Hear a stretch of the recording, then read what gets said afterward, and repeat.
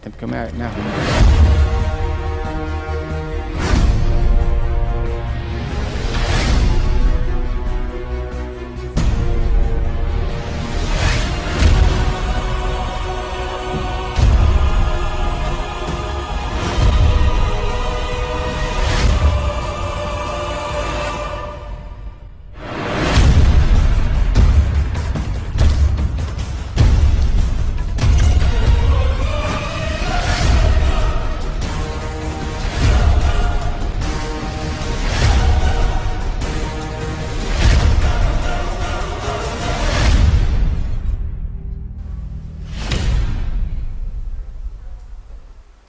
Olá, meu povo, estamos de volta, né? Vamos dar continuidade aqui ao nosso curso de raciocínio lógico. Fizeram um pedido aqui especial aqui, senão eles iam paralisar tudo aqui, iam todo mundo para a rua, vem para a rua. E eu tive que atender as exigências do público, né? Senão o pessoal disse que ia para a rua, ia fazer protesto contra a PEC, contra não sei o quê. E aí me pediram para resolver a questão 12 dos exercícios de fixação do módulo 1. Está na tela aí para vocês, tá? E aí a gente vai aproveitar que aqui quem manda é o povo é quem manda, a gente vai resolver essa questão.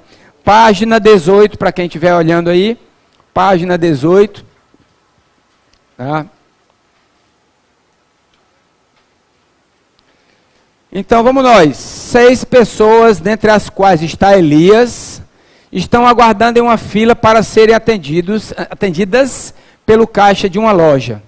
Nessa fila, Carlos está à frente de Daniel, que se encontra imediatamente atrás de Bruno.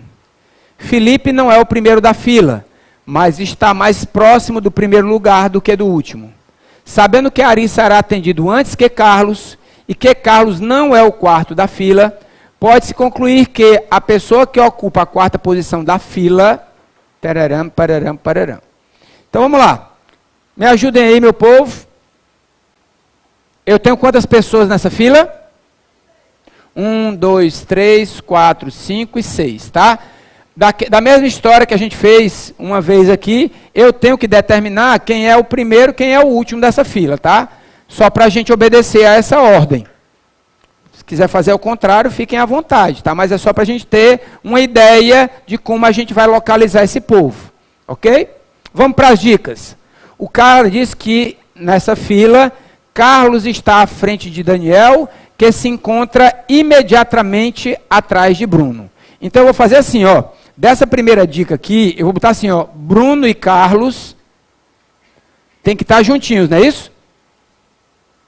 Carlos está na frente de Daniel e imediatamente atrás, coladinho com o Bruno. Deixa aí. Deixa guardadinho aí, depois a gente vai ver na posição. O que mais que ele diz? Felipe não é o primeiro da fila. Não vai ser o primeiro. Então, o Felipe, eu vou até cortar, botar o Felipe aqui, ó. O Felipe não pode ser aqui. Mas está mais próximo do primeiro lugar do que do último. Então, o Felipe só pode estar em uma dessas duas posições. Ou o Felipe é o segundo, ou o Felipe é o terceiro, não? A partir da quarta posição, ele está mais perto do último do que do primeiro. Concordam comigo? Tranquilo.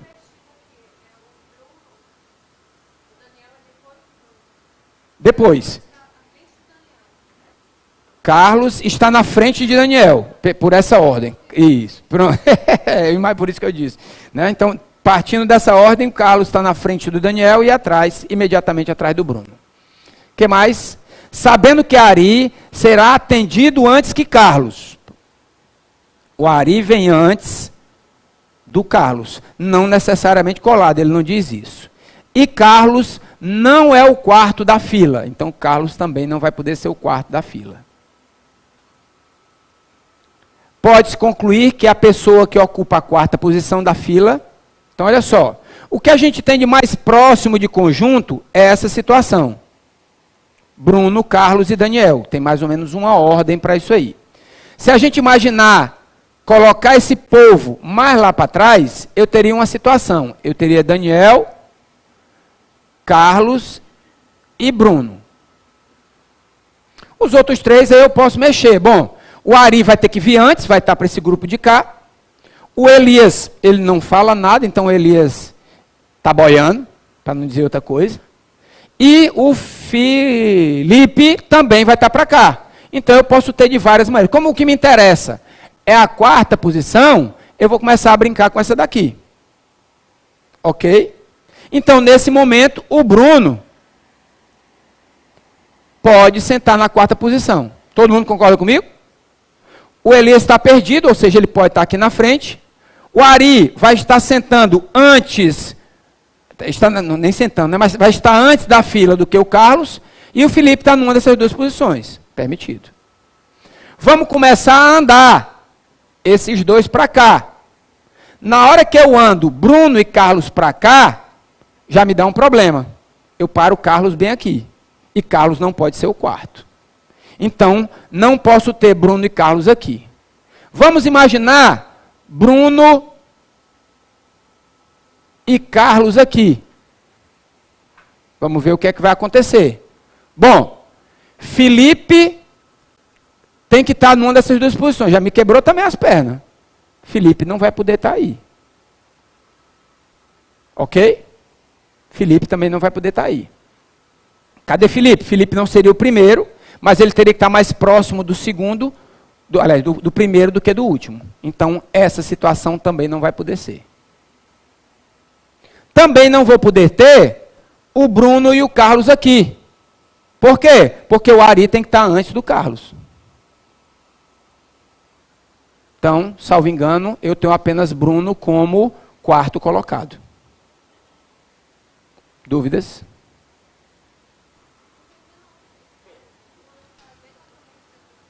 Pronto, isso. Ele fala na questão que o Bruno está imediatamente, aliás, o Carlos está imediatamente depois, né? Não, o Bruno está imediatamente antes que o de Carlos, não é isso? Carlos está à frente de Daniel, que se encontra imediatamente... Ah, rapaz. Não, foi interpretação errada. Carlos está à frente de Daniel, e Daniel que se encontra imediatamente atrás de... Obrigado, pessoal. Pessoal, me pediram para resolver a questão número 12, nós vamos começar a resolvê-la agora, viu?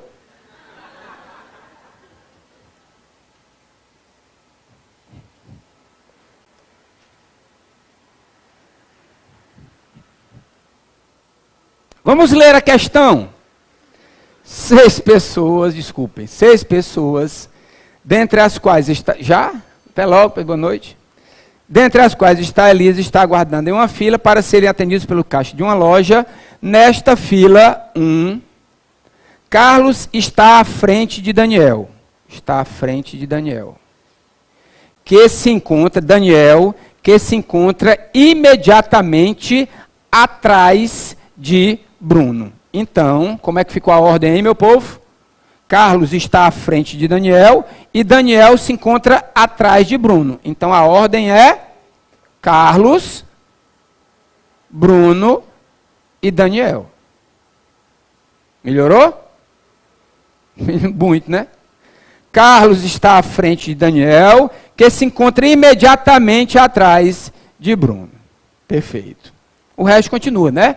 O Felipe não pode ser o primeiro, tem que ser ou o segundo ou o terceiro, porque ele está mais próximo do primeiro do que está do último. O Ari está antes do Carlos. E o Carlos não pode ser o quarto dessa fila. Perfeito. Então vamos começar a nossa brincadeira. Certo? Pensando em Bruno e o meu amigo Daniel juntos. Bruno, vou fazer... Oi. Também errei de novo? Errei, diga. Imediatamente atrás.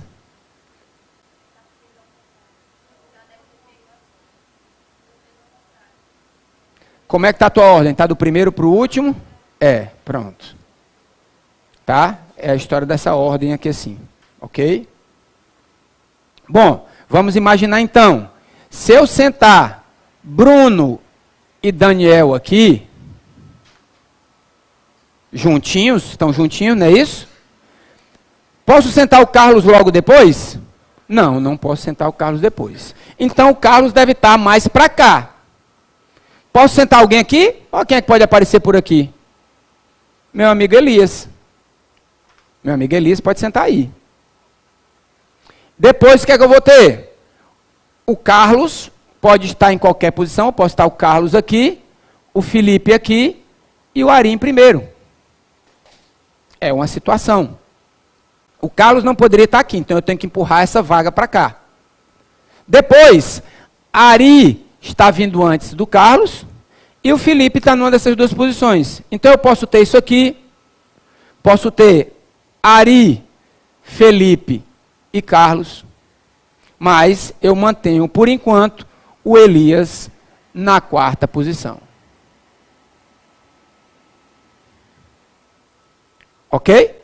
Tranquilo todo mundo?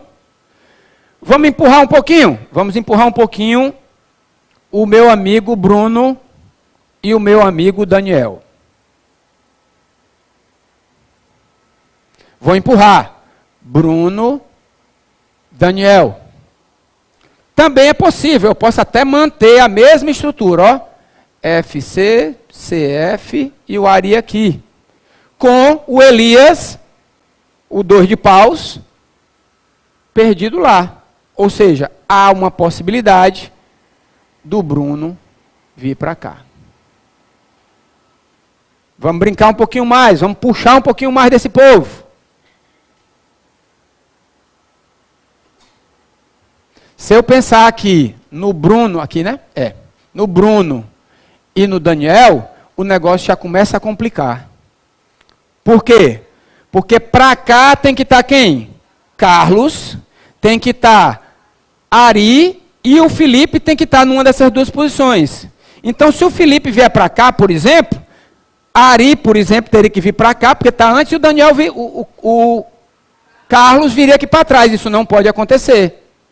Então, chegou nesse momento aqui, qualquer posição que a gente ande com esses dois modos de chifre para cá, não vai dar certo. Por quê? Vai faltar espaço para o pessoal. Vai faltar espaço para o Carlos, vai faltar espaço para o Ari, vai faltar espaço para o Felipe. Então, obrigatoriamente, tem que acontecer uma dessas duas coisas. Ou eu vou ter essa fila com o Elias em quarto, ou eu vou ter com o Bruno em quarto. Bateu o gabarito aí? É Bruno e Elias? Tem esse aí? Bruno ou Elias? Bruno ou Elias, gabarito letra E. Melhorou agora, né?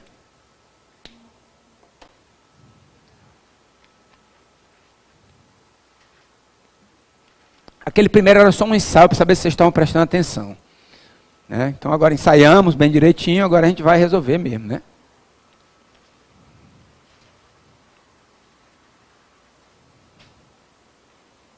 Eu falei um negócio para vocês, a questão dos deputados, não foi isso? Eu olhei ontem, até o Pedrão olhou aqui no site, e parece que aquela questão não está no site, a história da associação lógica. Eu já comentei essa questão, tá? E aí eu vou ver se eu faço. O seu concurseiro pode publicar artigo, Pedro? Pode? Pode. Eu vou mandar esse texto dessa questão comentada para o Pedro publicar no seu concurseiro, porque eu prometi e agora eu vou ter que cumprir. Tá? Então, vou colocar lá no seu concurseiro, para eles publicarem, para vocês tentarem resolver. Lembra daquela dos 5 deputados, que tem projetos, tem idade, tem partido? Vou colocar lá, comentada para vocês, para que vocês possam tentar resolver e olhar o gabarito. Já fica aqui a minha contribuição ao Sou Concurseiro. Tranquilidade, beleza? Demais, demais. Olha só, continua a dica lá. Se vocês olharem lá na página do Beijo no Papai e na Mamãe, no canto, se você olhar a página está assim, na olhada aqui do lado direito tem algumas informações. E aqui tem alguns marcadores, entre eles tem a FCC. Se você clicar lá na FCC, já tem várias questões comentadas. Também, em 2010 eu fiz uma promessa, infelizmente não consegui cumprir até o final, que eram 365 dias, 365 questões. Eu cheguei até o dia 4 de outubro, salvo engano. Dá 300 e poucas questões. Então, se você olhar em 2010 e quiser acompanhar do dia 1º de janeiro ao dia 6 de outubro, tem uma questão a cada dia comentada. E aí, dos mais diversos assuntos, tipos, bancas e oportunidades. Então, se você quiser dar uma olhada, também do lado direito deve ter assim, arquivos do papai e da mamãe. Procurem 2010, procurem uns meses, que vocês vão ter várias questões lá comentadas, tá? Ou então vai lá no pesquisa, bota FCC Todos os meus textos que estiverem falando de FCC vai aparecer para vocês. Inclusive até tem alguns falando de formas de estudo, né, falando um pouquinho sobre esse edital. Fica aqui o aviso, o merchan, né, o informe publicitário. Vamos embora, Pedrão? Tranquilo? Vamos voltar, pessoal, para a alegria? Matemática de novo? É isso aí, vamos embora.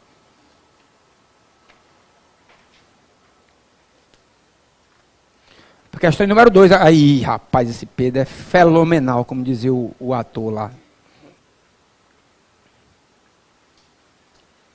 Um site da internet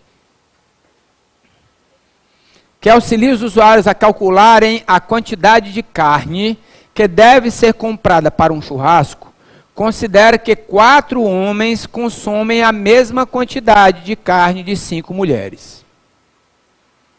Se esse site aconselha que para cada 11 homens deve ser comprado 4.400 gramas de carne, a quantidade de carnes em gramas que ele deve indicar para um churrasco realizado para apenas 7 mulheres é igual a...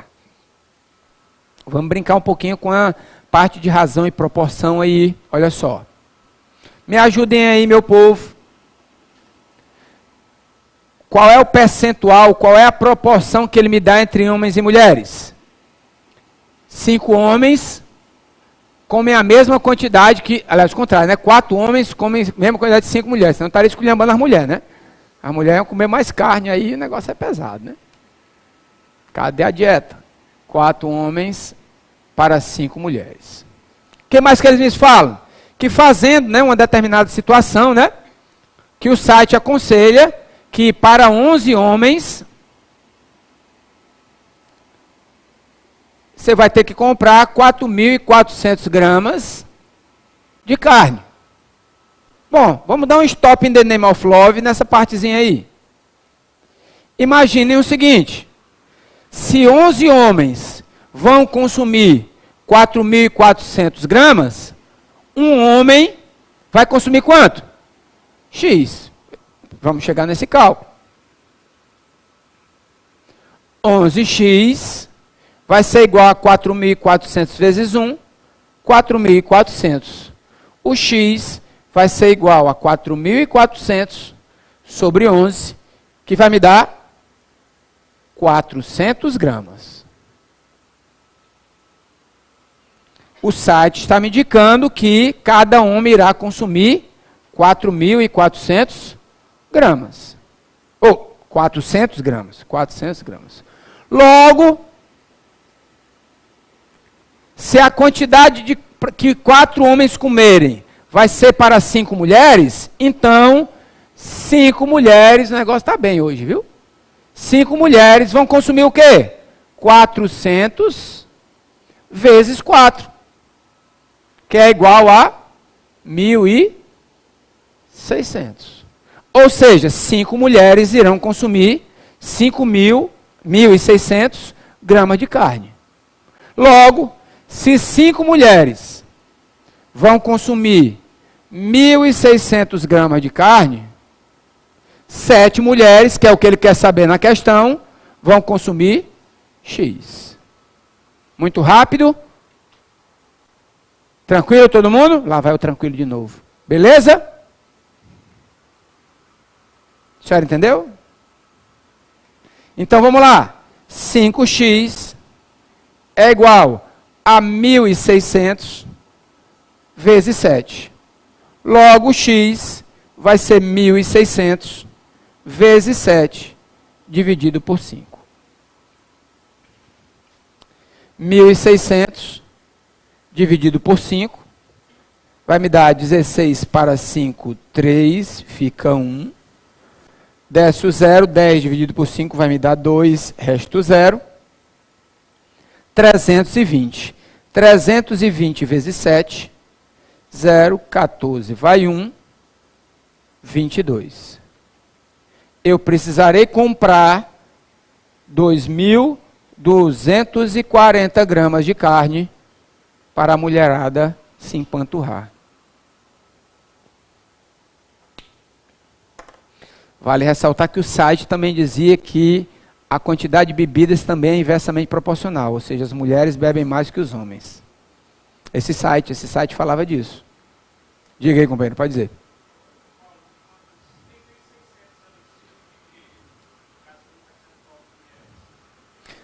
Não, se eu dividir o percentual, o 1.600 pelo percentual, eu teria que dividir pela quantidade de mulheres. Tranquilo, se você dividir a quantidade de mulheres, 1.600 por 5, que foi exatamente o que eu fiz aqui, você daria os 320 gramas para cada mulher. E multiplicaria por 7. Mesma coisa. Daria no mesmo resultado. Você faria apenas em pedaços diferentes. Você faria lá em cima e depois aqui embaixo só faria o cálculo de multiplicação. Mesma coisinha. Mesma coisinha.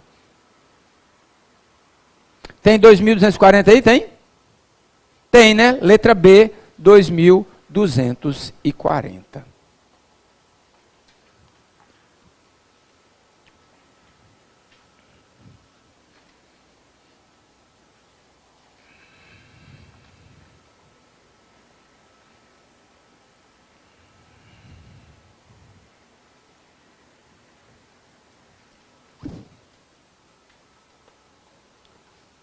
Seguindo. 3. Todo mundo já aí? Copiou já?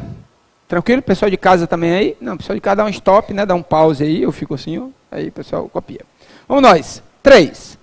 Em um tribunal trabalham 17 juízes divididos em 3 níveis, de acordo com sua experiência.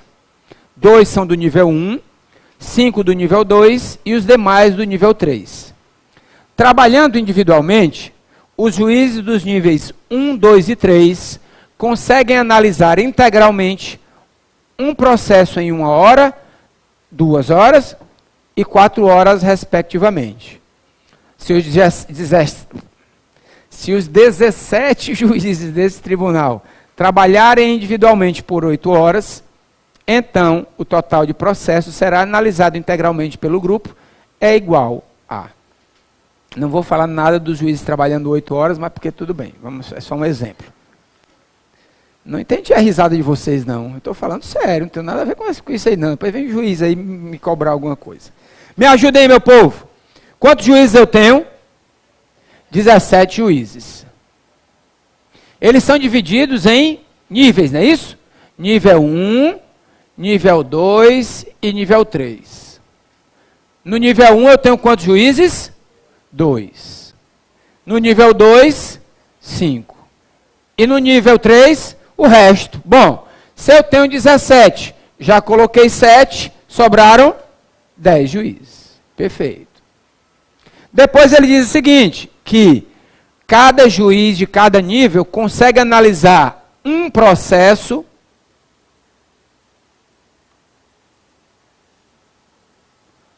Esse juiz aqui vai analisar um processo em 1 hora, o desse nível. Esse aqui vai analisar um processo em 2 horas. E esse aqui vai analisar um processo em 4 horas. Ok? E agora ele pergunta quantos processos ele vai conseguir trabalhar ao todo. Ok? Pensemos. Vamos aqui então para o primeiro nível. Bom, imaginando apenas um juiz, tá? Esqueçam a quantidade por enquanto. Imaginando apenas um juiz, ele vai trabalhar um processo em 1 hora. Logo, quando ele trabalha 8 horas, ele vai trabalhar quantos processos? 8. Só que eu não tenho um juiz, eu tenho quantos juízes? 2. 8 vezes 2. Até aí tudo bem, todo mundo? Não vou falar tranquilo. Vamos para o próximo. Cada juiz trabalha um processo em 2 horas. Então, no intervalo de 8 horas, cada juiz trabalha 4 processos. Como eu tenho nesse nível 5, eu vou ter 20 processos. E por último, na última parte, cada juiz trabalha um processo em 4 horas. Nas 8 horas trabalhadas, cada juiz vai trabalhar com 2 processos. Como são 10 juízes,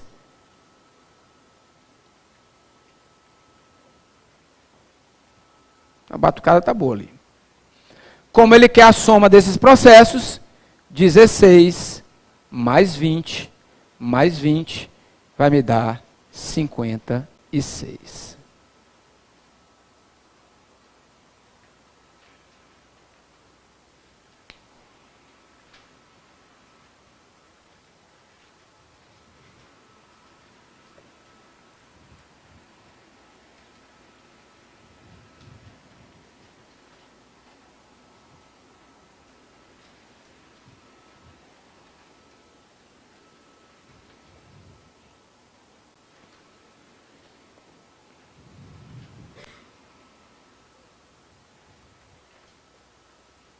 Todo mundo já? Passamos, né? Vamos para 4.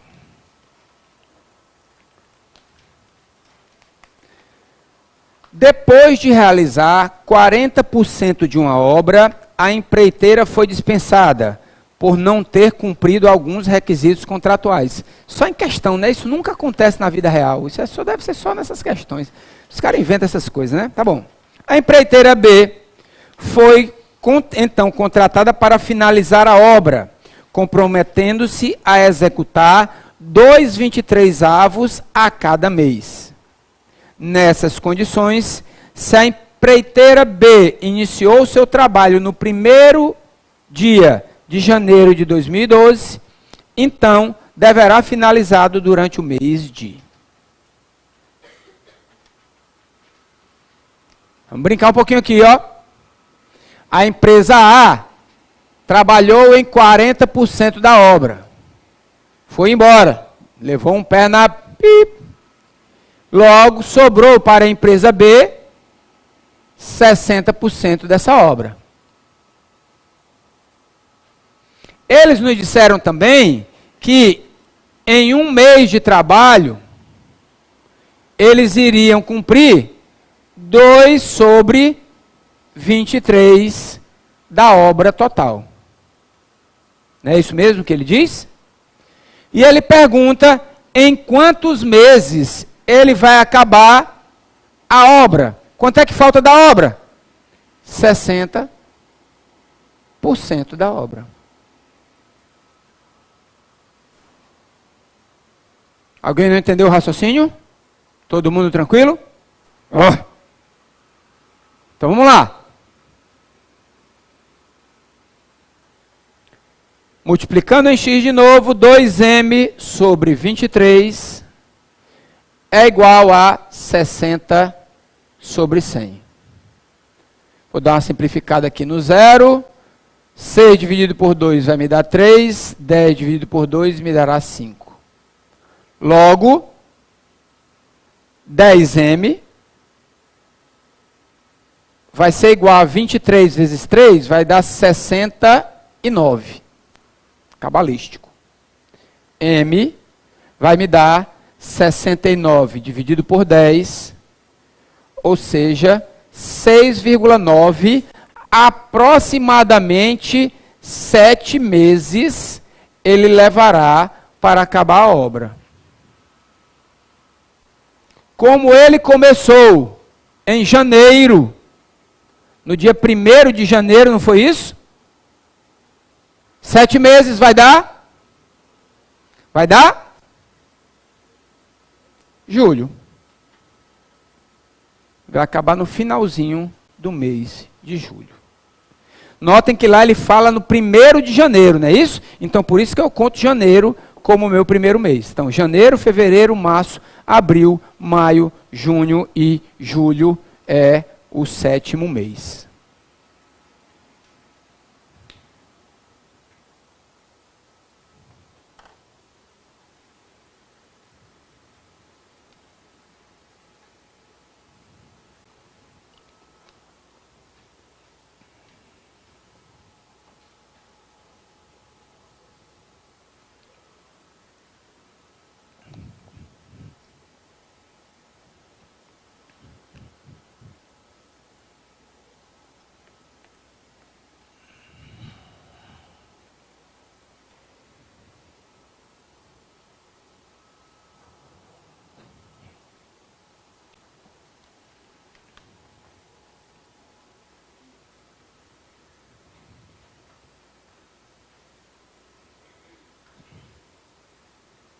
Vamos lá?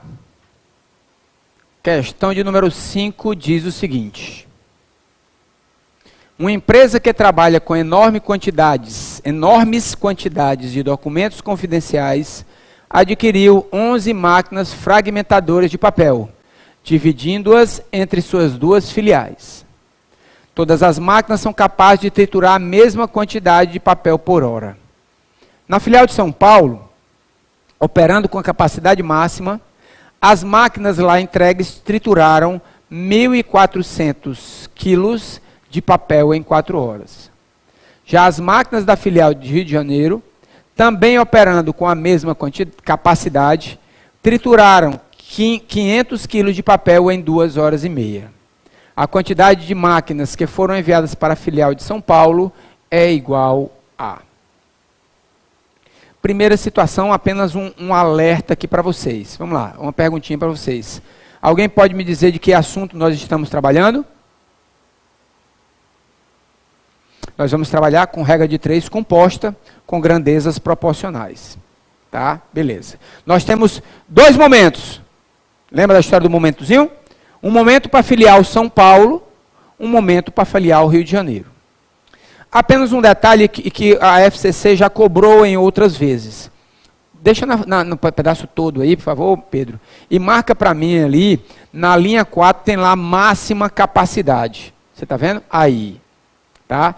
Nos 2 casos, tanto para São Paulo quanto para o Rio, ele fala de máxima capacidade, nem sempre é assim. Tá? Às vezes ele pode dizer o seguinte, que uma trabalha com a máxima capacidade, a outra trabalha com 80% da sua capacidade. Quando aparecer uma situação como essa, em que a produtividade ou a capacidade sejam diferentes, elas também farão parte do meu quadro. Eu vou exemplificar para vocês aqui. Vamos lá. Bom, nós temos algumas situações. Nós temos máquinas, não é isso? Nós temos máquinas. Nós temos quilos de papel.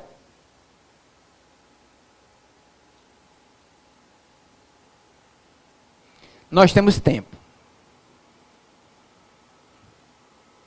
Nós temos 2 momentos. Um momento vai ser a filial de São Paulo. E o meu segundo momento vai ser a filial do Rio de Janeiro. Pessoal, vamos começar. Quantas máquinas ele me diz aí para São Paulo?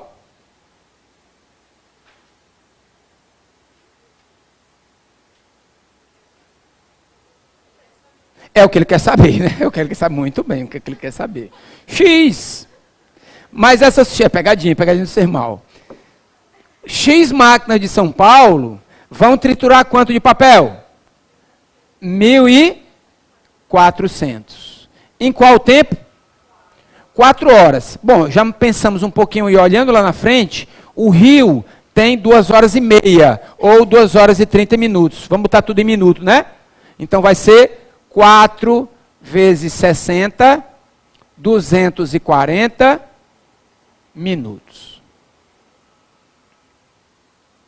Vamos agora para o momento 2. Quantas máquinas ele colocou aí para o Rio de Janeiro? X de novo? Não. X de novo não. Por que Y? Não diz, mas ele diz o seguinte. Eu não sei a quantidade de São Paulo, nem sei a quantidade do Rio. Mas sei que as duas juntas têm 11 máquinas. Opa, isso é importante. Que eu posso dizer o seguinte, bom... Se a quantidade de máquinas de São Paulo é X, a do Rio vai ser 11 menos X. Pode ser ao contrário? Pode ser ao contrário. Nada vai me importar. Eu posso botar X no Rio e 11 menos X em São Paulo, sem problema nenhum. Tá? Continuando. As minhas 11 menos X máquinas do Rio trituraram 500 quilos de papel em 2 horas e meia. Logo, isso aqui vai ser 2 vezes 60 mais 30, que é igual a 150 minutos. Pequenina observação. ele chama aí de capacidade operacional. Ele pode chamar também de produtividade. Pode aparecer em algumas questões, já alertando para vocês. Joga na tela, por favor, para mim aí, Pedro. Ó, ele fala lá em máxima capacidade das duas. Mas digamos que ele disser o seguinte, que a filial de São Paulo trabalha com a sua máxima capacidade. A do Rio não, trabalha com 80% de sua capacidade. A partir do momento que essa produtividade, que essa capacidade operacional está diferente, ela tem que vir para cá. Nesse nosso exemplo, se a capacidade está trabalhando com capacidade máxima São Paulo seria 100%. Enquanto a produtividade do Rio seria 80%, nesse exemplo fictício que eu coloquei. Tá? Então, na hora que eu divergir dessa situação, ele vem para o meu quadro também. Ele vem para a minha montagem do meu momento. Como ele fala, na capacidade igual para os dois, eu não preciso colocar as duas 100%. Não preciso colocar. Todo mundo entendeu? Tranquilidade, não é isso? Tranquilidade total. Então, vamos para cá. Regrazinha de 3 composta, vamos analisar, mesmo casozinho da gente, né? Setazinha para baixo, setazinha para baixo. Vamos brincar agora, vamos brincar. Primeiro com as duas aqui. Bom, eu tenho X máquinas, e minhas máquinas fazem esse trabalho. Elas fazem, cortam, né? Picotam 1.400 quilos de papel. Para eu picotar menos papel, apenas 500 quilos, eu vou precisar de mais máquinas ou menos máquinas? Menos máquinas. Mas pegar não sei nem o que é o valor, mas eu sei que é menos.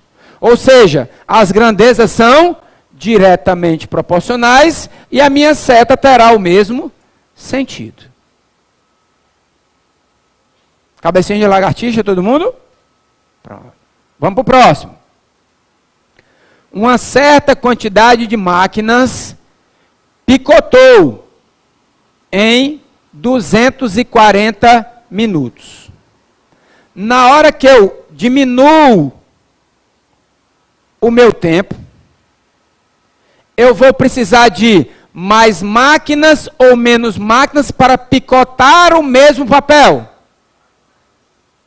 Não senti firmeza de vocês. Vamos de novo, sem estresse. Sem estresse, que o Brasil é nosso. Deixa eu tirar aqui esse bichinho daqui. Lembrem-se que quando eu trabalho com duas variáveis, a terceira fica fixa. Ou seja, o meu bolo de papel para picotar é o mesmo. Então eu peguei esse bolo de papel e picotei em 240 minutos. Se eu precisar picotar em menos tempo esse mesmo bolo de papel, será que eu vou precisar de mais máquinas ou menos máquinas? Mais, agora eu senti mais firmeza, mais máquinas. Logo, essas duas grandezas são inversamente proporcionais e a minha seta é para cima. Essa lenga-lenga que a gente faz para saber de mais e de menos é fundamental. Tá? Então, se alguém não sentiu firmeza, fala para a gente explicar novamente. Tá? Você de casa também vale aí, viu? Você ficou com dúvida, grita aí que a gente dá um jeito por aqui.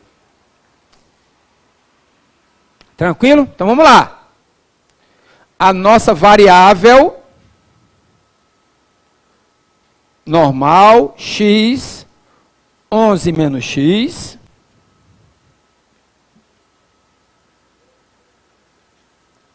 vai ser igual a quilo de papel, está também da mesma forma, né? Seta no mesmo sentido, então eu mantenho a mesma situação. Na parte do tempo, eu inverto, né? 150 sobre 420.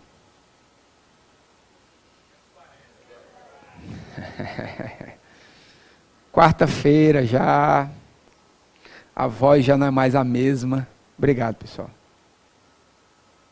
Eu não vou mais contar aquela piadinha besta que eu estava testando vocês. Então vamos lá, vamos dar uma simplificada aqui, ó. Vou cortar o 0 com 0, 0 e 0. Vou cortar esse 0 com esse 0. Vamos melhorar um pouquinho mais. 15 por 5 vai me dar 3. 24 por 3 vai me dar 8. 14 dividido por 2 vai me dar 7. 8 dividido por 2 vai me dar 4. Todo mundo comigo? Acertei, né, dessa vez? Pronto. Então, me sobrou o seguinte. X sobre 11 menos x é igual a 7 em cima e 4 embaixo. Eu vou ter que 4x é igual a 7 vezes 11 menos x. Errei aqui.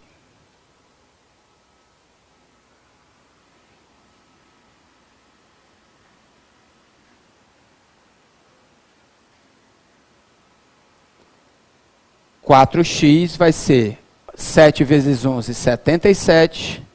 7 vezes x, 7x. Vou passar o 7 para o outro lado, ficou 4x mais 7x igual a 77. 11x igual a 77. X vai ser igual a 7. X é a capacidade, é a máquina de São Paulo, que é exatamente o que eu quero. E a do Rio será igual a 4.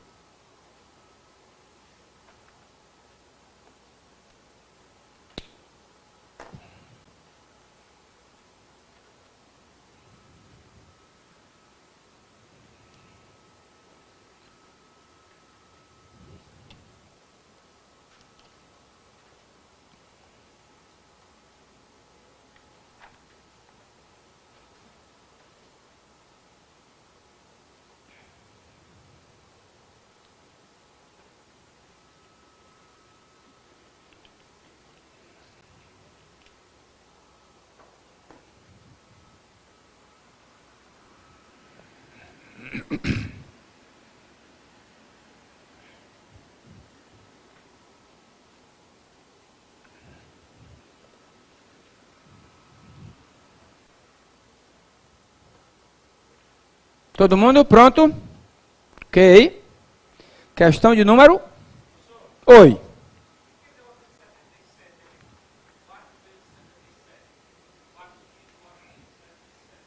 Aqui? Bom, eu cheguei nessa fração aqui, tudo bem? Beleza. Então, aquela história do produto dos extremos é igual ao produto dos meios. 4 vezes x, 4x. 7 vezes 11 menos x. Aí eu tenho que fazer o parêntese. Tá?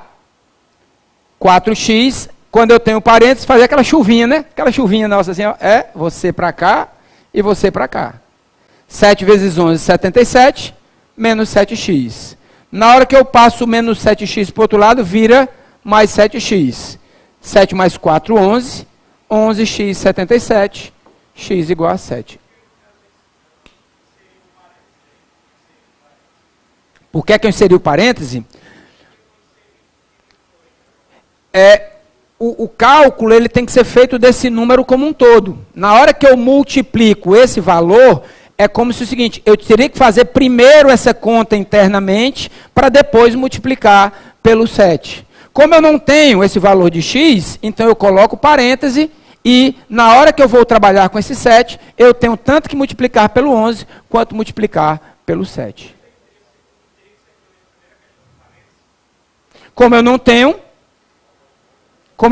o valor, produtos notáveis, né? Como eu não tenho o valor de x, eu trabalho dessa maneira. Por exemplo, o meu 11 lá, o meu x é 4, não é isso? Ficaria o quê? 7 vezes 11 menos 4, não é isso? 11 menos 4, 7. 7 vezes 7, 49. Que é a mesma coisa que 7 vezes 11, 77, menos 7 vezes 4, 28. Então, como eu não posso fazer esse cálculo antes, eu posso fazer essa multiplicação separada. Ok?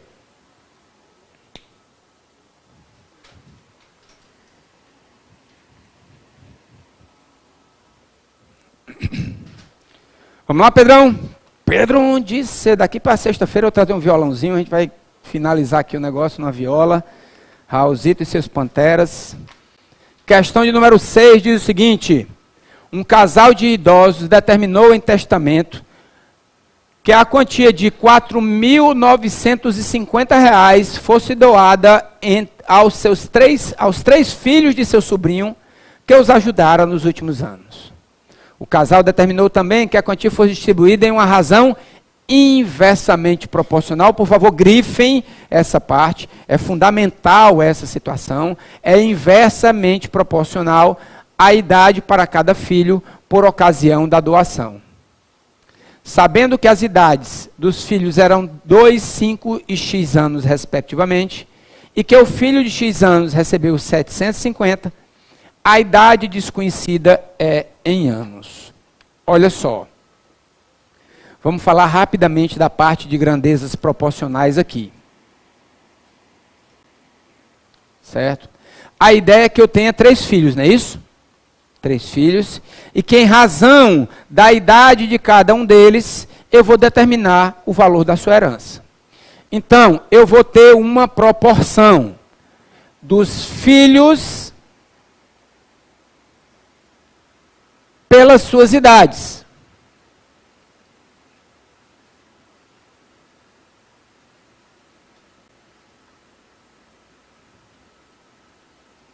Dos filhos pela sua idade. Existem 2 formas da gente trabalhar na parte de proporção. Nas grandezas inversamente proporcionais e diretamente proporcionais. Digamos, como exemplo, apenas exemplificando, que essa questão, ao invés de trabalhar com inversamente proporcionais, seja diretamente proporcional, tá? Diretamente proporcional. Então eu teria a quantidade de dinheiro do filho 1 está para a sua idade, 2. Assim como a quantidade de dinheiro do filho 2 está para a sua idade, 5. Assim como a quantidade de dinheiro do filho 3, que eu já sei, 750, está para a idade dele, que é X. Essa é a forma que nós montaremos para questões com grandezas diretamente proporcionais. Ok? Daí, eu preciso de uma regra importantíssima e fundamental, ó, cabeçona, fundamental para esse tipo de questão. Toda questão que vocês olharem da parte desse jeito, de diretamente proporcional ou inversamente proporcional da FCC, você já vai abrir o sorriso. Porque ele sempre vai fazer o seguinte, ele vai dar um total. Botem 2 aí para a mão, Pedrão. Pergunta a vocês, ele está me dando um total aí? Tá, de quanto? Pronto. Quando você lê isso aqui, aí você olha lá embaixo, proporcional. Total. Pronto, abre o sorriso. Sabe por quê? Por causa disso. Faz parte também da minha proporção, e essa regra é fundamental, faz parte também da minha proporção uma outra razão, onde eu somo todos os números do meu numerador e somo todos os números do meu denominador. A partir desse momento, eu vou saber que, nesse caso, como exemplo para grandezas diretamente proporcionais, eu tenho uma fração 4.950 sobre 7 mais x. Na hora que eu trabalho com essa primeira proporção, e a partir do momento que ele faz parte dessa proporção, qualquer combinação é possível. Dessa com essa, dessa com essa e principalmente dessa com essa. Eu consigo encontrar o valor de x. Ou seja, sem essa regra, sem a regra da soma dos numeradores com a soma dos denominadores, fazendo parte dessa mesma proporção, não há como a gente resolver a questão. Todo mundo entendeu essa parte? Tranquilo? Bom. Agora, vamos falar da parte... Vou deixar essa daqui aqui, vou apagar esse lado de cá. Deixa essa parte ali como exemplo. Vamos falar agora do que fala a questão. Ela fala do inversamente proporcional.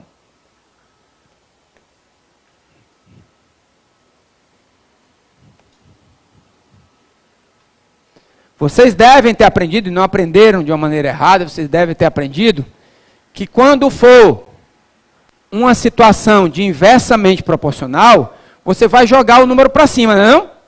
Se for inversamente proporcional, vai ficar 2F1 está para 5F2 está para X vezes 750. Professor, eu não lembro disso não. Tá bom, mas um momento você aprendeu isso aqui. Tá? Só que nós, para que nós trabalhemos com esse tipo de questão, a gente vai ter que dar uma arrumada. Nós vamos ter que trabalhar na forma, Pedrão, de uma fração. Para que eu possa executar essa minha regra, eu tenho que ter obrigatoriamente uma fração. Mas como é que eu vou fazer uma fração PH? Vamos fazer assim, ó. F1, F2 e o 750, né? E o 750.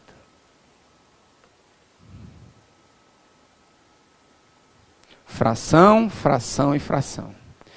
É diretamente proporcional? Daquele jeito. Inversamente proporcional, eu vou pegar o 2 e invertê-lo.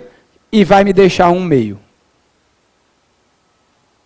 São os dois casos que você vai poder fazer desse jeito.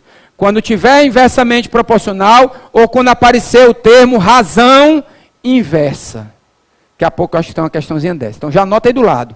Apareceu grandeza inversamente proporcional, eu também irei trabalhar dessa maneira quando aparecer o termo razão inversa. Então, ao invés, mescla para cá, Pedrão. Ao invés de eu trabalhar dessa maneira diretamente proporcional, eu vou ter que trabalhar dessa maneira inversamente proporcional. Eu pego o número que ele me der e eu transformo numa fração, 1 sobre ele. Qual é a idade do filho 2? 5. Então a fração vai ficar 1 sobre 5, porque ela vai ser inversamente proporcional. Qual é a idade do terceiro filho? Então vai ficar 1 sobre x.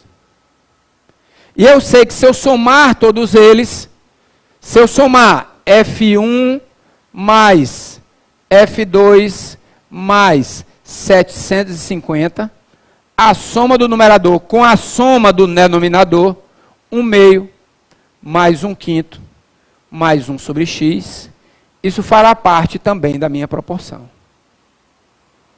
Logo, esse somatório vai ser 4.950 sobre.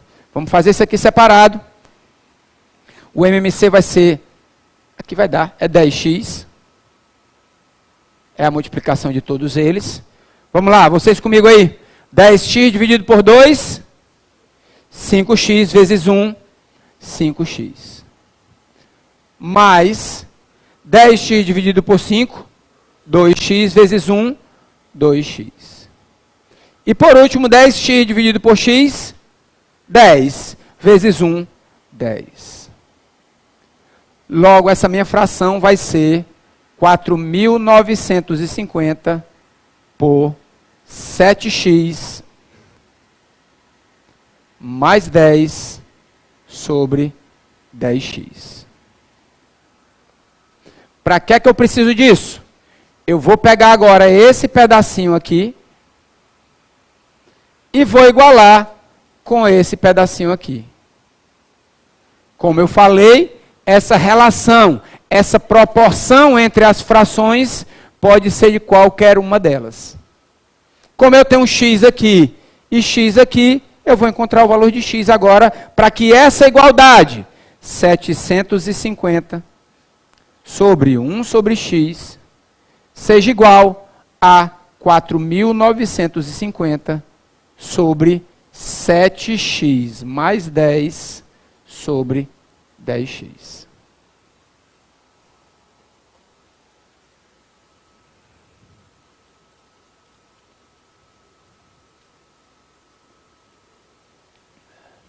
Ok? Brincar um pouquinho agora. Por eles estarem na mesma posição da igualdade, ou seja, os dois no numerador, eu posso simplificar. Por eles estarem na mesma posição no denominador, eu vou poder simplificar. Logo, eu terei que, multiplicando cruzado, eu vou ter 75 vezes 7x mais 10 sobre 10 vai ser igual a 495. Vamos ajudar? Vamos simplificar um pouquinho mais aqui. 75 por 5 vai me dar 25. 75 por 5 vai me dar 2.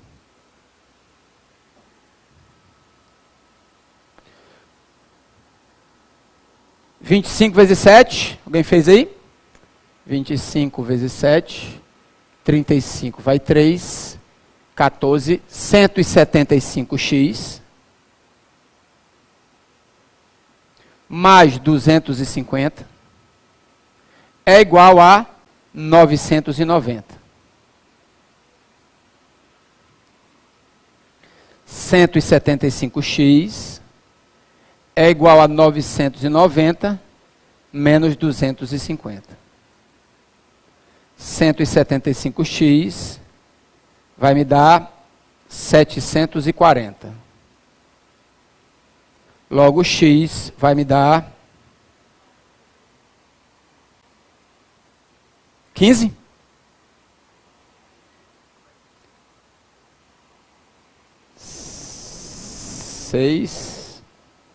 Seis, não? Não, passou. 350. Vai dar exato, não? Aonde? É 15 aqui, né? Obrigado. Fiz 25, né? Tá certo. 15 vezes 7. Por favor, aqui. Então eu fiz errado aqui. Só para a gente não ter que apagar muito aqui. 105, pronto. 105. 105. 105. Deu quanto aí? Ah, troca tudo.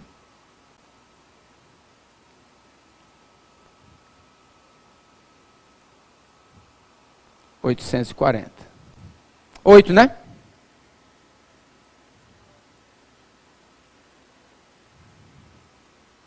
Ou seja, a idade do filhinho, para que segure essa proporção, vai ser igual a 8. Obrigado pelos cálculos aí, viu? Mais uma vez, o pH voou.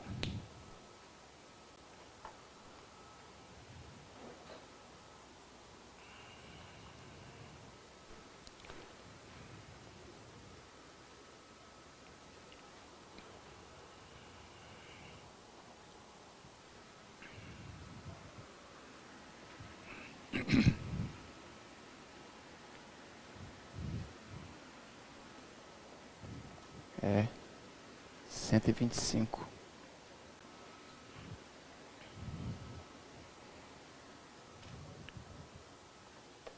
Dúvidas? Pessoal, ficou bem claro a história aí do razão inversa, inversamente proporcional, tranquilo? Vamos para a saideira? Não é skunk, mas tem saideira aqui, viu? 7.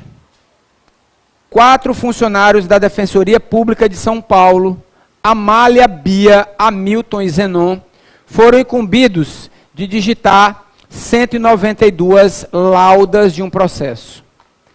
Para a execução dessa tarefa, os 4 dividiram todas as laudas entre si, de acordo com o seguinte critério. 3/8 do total de laudas a serem digitadas devem ser divididas entre Amália e Zenon na razão inversa de seus respectivos tempos de serviço na Defensoria. 4 e 2 anos. Bia e Hamilton devem digitar as laudas restantes que deverão ser divididas entre eles na razão direta de suas respectivas idades, 32 e 28.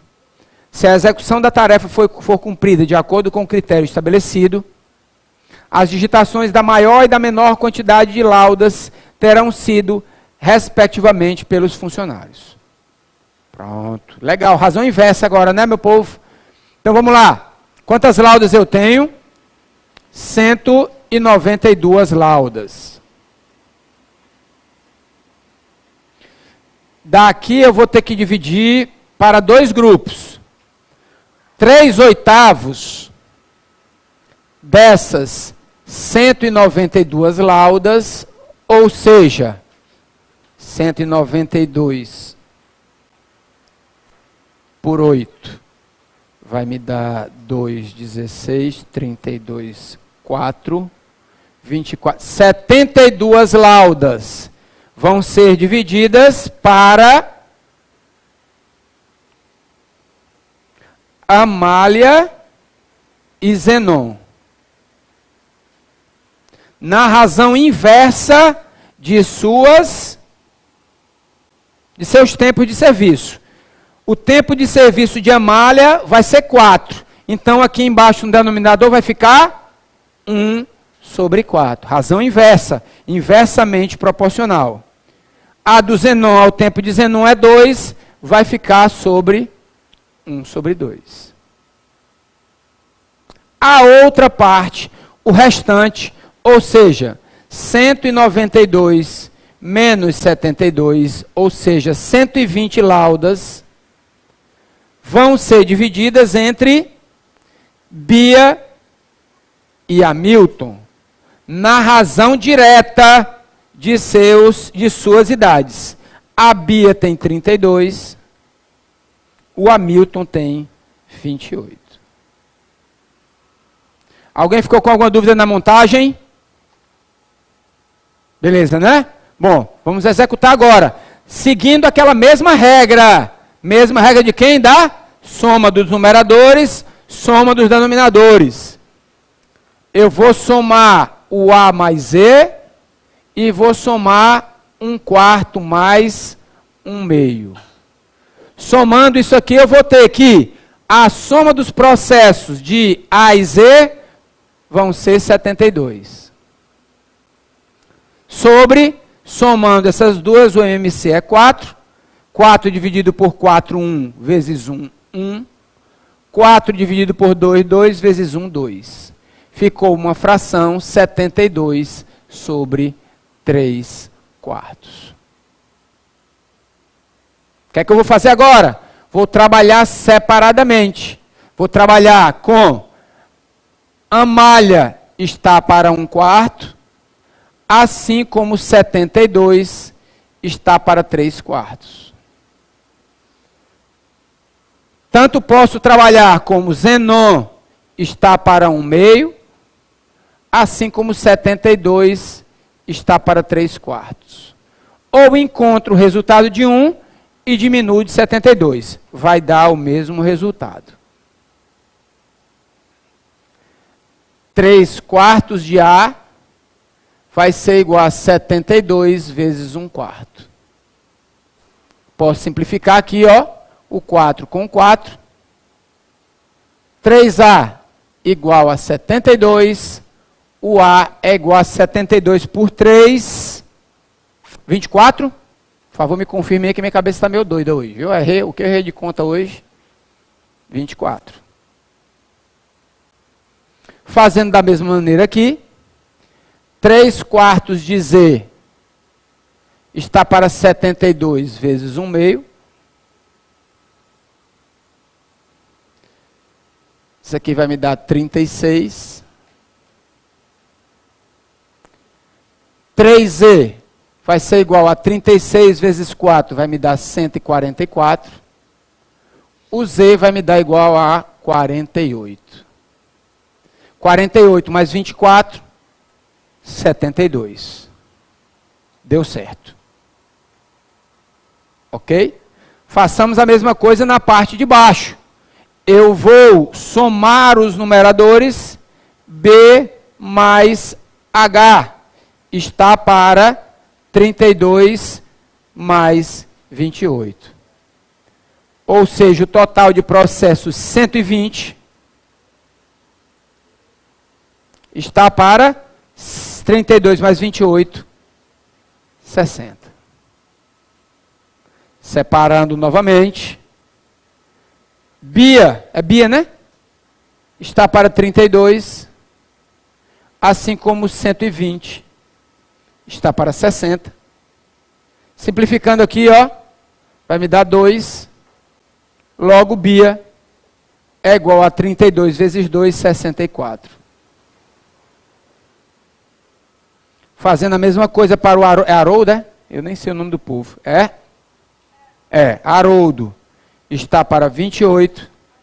Hamilton está como 120. Está para 60.